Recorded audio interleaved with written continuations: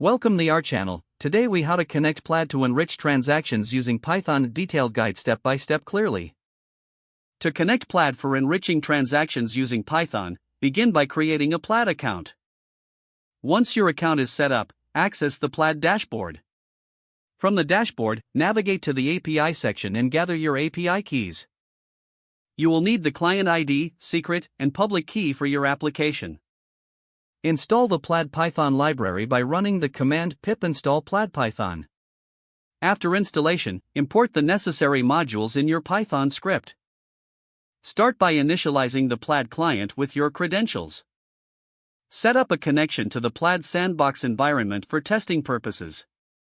Create a public key link token, which is essential for user authentication. Use the Plaid link flow to securely link users' bank accounts. After a user links their account, you will receive an access token. Store the access token securely for future API calls. Use the access token to request transactions from the Plaid API. Call the /transactions/get endpoint to retrieve transaction data. Specify the required parameters, such as the access token and date range.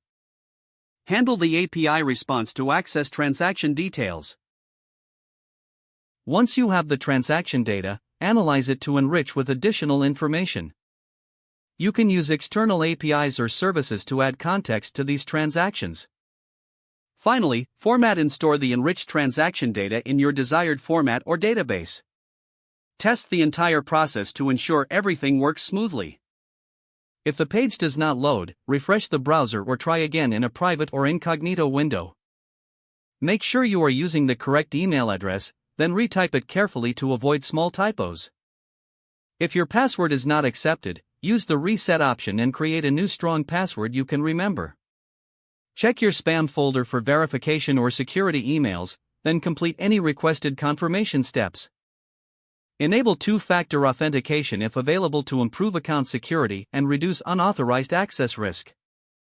After signing in, review your profile details so your contact information and settings are accurate and current.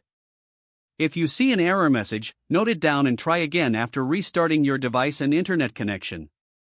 Log out when you finish, especially on shared devices, to keep your account and payment information secure. Don't forget to like this video and subscribe to our channel for more step-by-step tech guides.